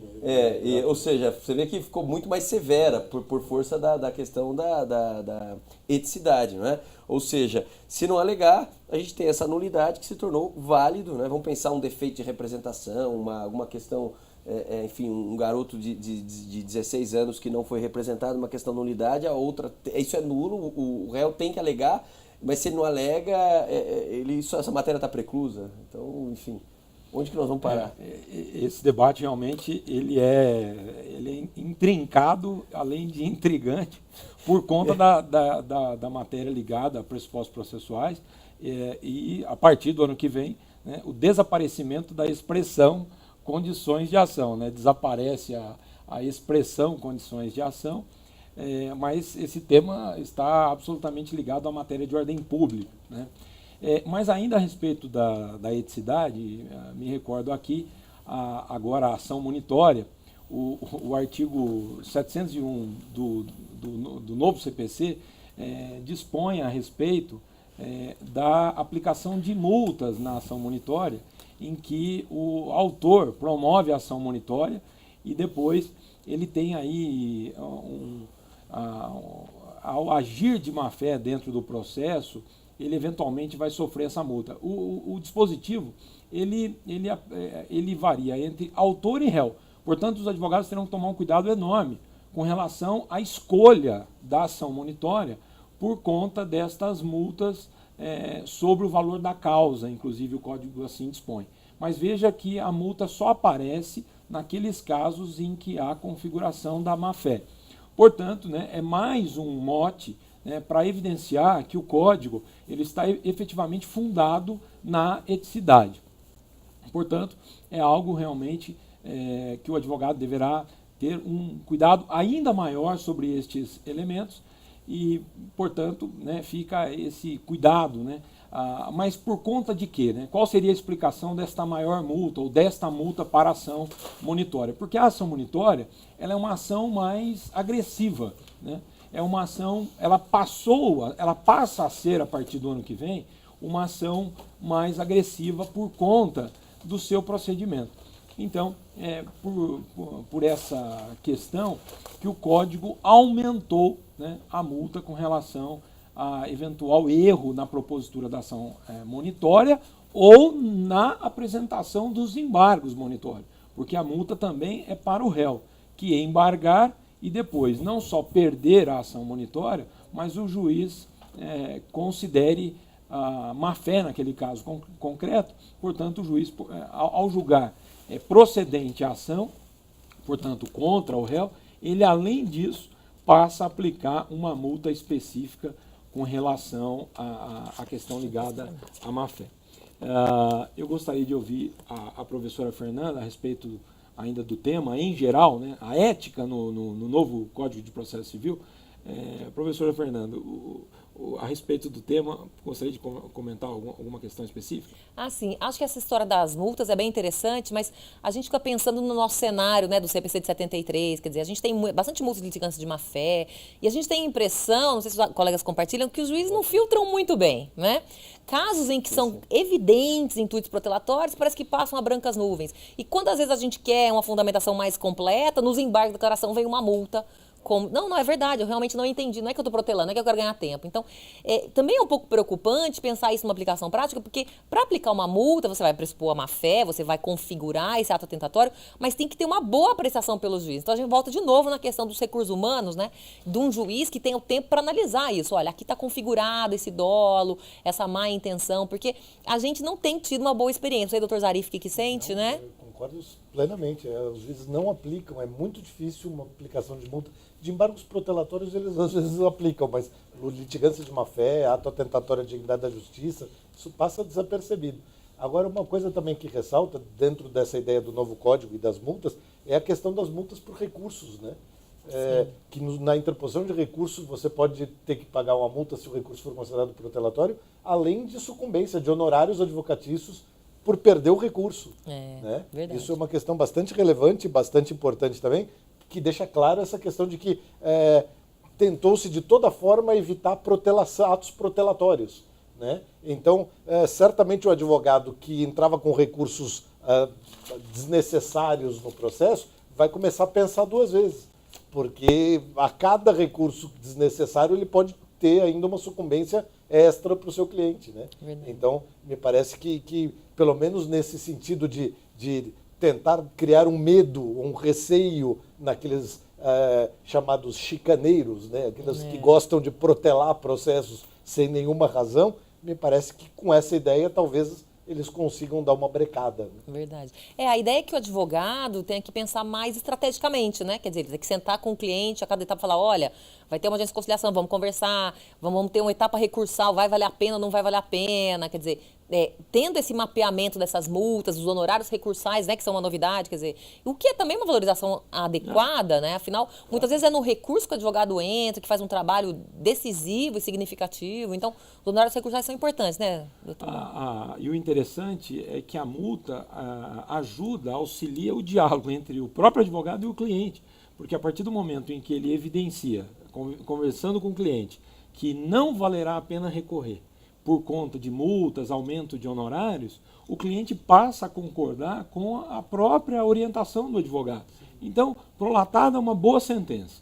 O advogado avalia a circunstância e, de fato, não há motivo para recorrer de um caso concreto, evidente, em que não há uma hipótese de uma mínima redução que apareça naquele caso, o advogado, ao meu ver, deverá aconselhar o cliente a não recorrer naquele caso concreto.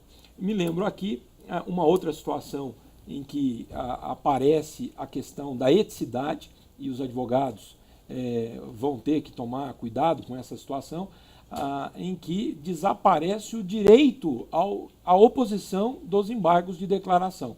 Ou seja, prolatada uma sentença ou um acordo, o advogado ingressa com o primeiro embargo de declaração. Este é considerado protelatório. Ingressa-se com o segundo embargo de declaração, também considerado protelatório. O artigo 1026 dispõe que o advogado não terá direito à oposição do terceiro embargo de declaração. O que me parece evidente, e a lógica desse sistema, qual é? Aparece muitas vezes no direito público, para pegar um caso concreto, uma situação em que uma empresa está num determinado lugar e ela gera um efeito econômico, por exemplo, num determinado imóvel, ela tem ali uma obtenção de ganho econômico em torno de 50 mil reais. Por mais que a multa gere 1, 2 ou 3 vezes, essa multa não vai coibir, fazer com que a parte, de fato, pare de entrar com embargos de declaração. Portanto, fez bem o Código para mostrar para esse litigante que ele não tem direito a um terceiro embargo de declaração com caráter protelatório, o que obriga o advogado a entrar, no caso concreto, por exemplo, de uma sentença, ou com apelação, né, depois de 2 embargos de declaração de uma sentença, ou depois de 2 embargos de declaração de um acordo, obriga o advogado a entrar com recurso especial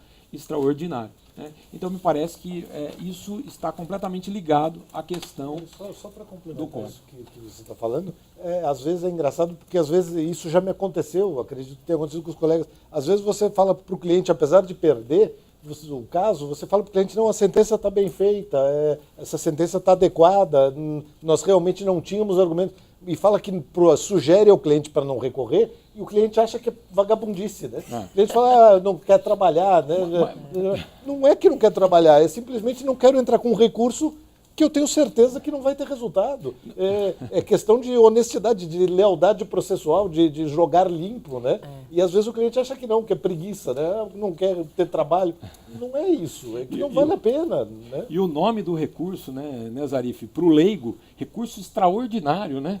Como é que o meu advogado não vai entrar com esse recurso tão importante, porque ele é extraordinário. Acho que esse recurso deve resolver o meu problema. E ele acaba não entendendo aquela situação ali concreta. Se sente desprestigiado, né? Se não entrar com um recurso extraordinário, né? Nome chique e tal, vai resolver o problema dele, o recurso extraordinário. Porque a gente sabe que para chegar lá é bem difícil, né? Quase impossível, ainda mais hoje com excesso de demandas. Olha, foi um prazer enorme tê-los aqui conosco. De fato, me parece que o debate foi bem rico, foi pontual naquelas questões ligadas ao tema. E eu gostaria de agradecer a professora Fernanda por ter comparecido aqui conosco, o professor Cláudio Sintra Zarif e o professor Márcio Pereira. Muitíssimo obrigado. Foi um prazer enorme tê-lo vocês aqui conosco. Um grande abraço. Muito obrigado tê-los aqui conosco neste segundo bloco do nosso debate a respeito dos fundamentos do novo Código de Processo Civil. Nós tratamos da eticidade, abordamos também a questão do alto custo do processo e tangenciamos a questão ligadas aos princípios. Falamos sobre a boa-fé, sobre o princípio da proporcionalidade, o princípio da ética e também no que toca à questão ligada à ética especificamente, eu gostaria de lembrar mais um dispositivo do novo Código de Processo Civil que, apesar de debatido aqui no primeiro bloco sobre a visão da efetividade processual, nós, na verdade, neste segundo bloco, não tratamos desse dispositivo, mas vale a pena aqui lembrar aos advogados o que dispõe o artigo 339 e 340 do novo CPC. Ou seja, você, colega advogado, ao apresentar a defesa do seu processo, deverá arguir a ilegitimidade, se o caso, e o mais importante, por questão ética, por um dever ético profissional, caso você tenha o conhecimento de quem é de fato a parte legítima ou para ocupar o polo ativo ou para ocupar o polo passivo daquele processo, você deverá indicar esta pessoa, sob pena de agir de má-fé e sob pena de assumir todos os custos do processo com relação às custas processuais e honorários advocatícios. Portanto, caberá ao advogado não só alegar a ilegitimidade da parte, seja a parte ativa ou a parte passiva, mas caberá ao advogado também, sabendo quem é de fato este sujeito que não foi colocado no processo, caberá ao advogado apontar isso na sua contestação, sob pena de multa, sob pena de honorários. Portanto, é uma questão ética também ligada ao fundamento do novo Código de Processo Civil. Com relação à efetividade processual também e à própria ética, nós temos a questão ligada ao edital, a citação por edital.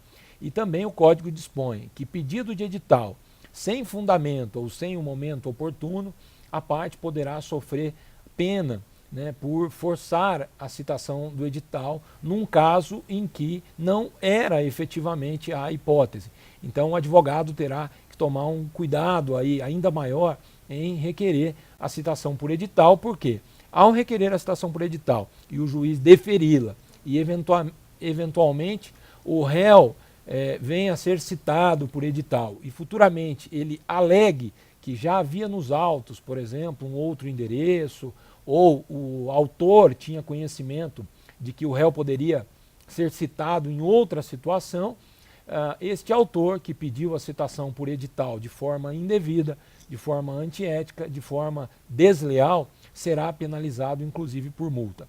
Então, por um lado, o Código acelera a prestação jurisdicional e, por outro lado, o Código penaliza aqueles que de fato agem de má-fé. E, para finalizar essa questão ética e da eticidade, nós lembramos aqui que a condenação de honorários pelo artigo 85 do novo Código de Processo Civil será sobre a condenação dos autos e não sobre o valor da causa. Hoje, eventualmente, numa causa de 200, 300 mil reais, não é incomum os juízes fixarem valores menores para o advogado no que toca aos honorários advocatícios. Mas, a partir do dia 17 de março do ano que vem, com a aplicação do novo código nos processos, inclusive pendentes, haverá essa mudança de aumento de custo, né, para o litigante, para de fato inibir o Poder Judiciário, a busca do Poder Judiciário por aquele que tem o seu efetivo direito. Então o réu, ao atrasar uma prestação legítima, né, do autor, extra autos, ele deverá pensar duas vezes porque o barato pode sair caro. E um último lembrete aos colegas, em breve nós teremos uma apresentação aqui da ESA, que teve o privilégio, teve o prazer de entrevistar o ministro Luiz Fux em Brasília, e ele nos recebeu extremamente bem, foi extremamente agradável entrevistá-lo, o ministro. Estávamos presente toda a equipe aqui da Escola Superior de Advocacia de São Paulo, e nós em breve apresentaremos esta entrevista para vocês, e certamente é uma entrevista enriquecedora, uma entrevista interessante, em que o ministro de fato tocou em pontos polêmicos, em pontos intrincados, e falou efetivamente do que pensa a respeito do novo código, e de fato esta entrevista é imperdível. Em breve nós apresentaremos a vocês. Um grande abraço.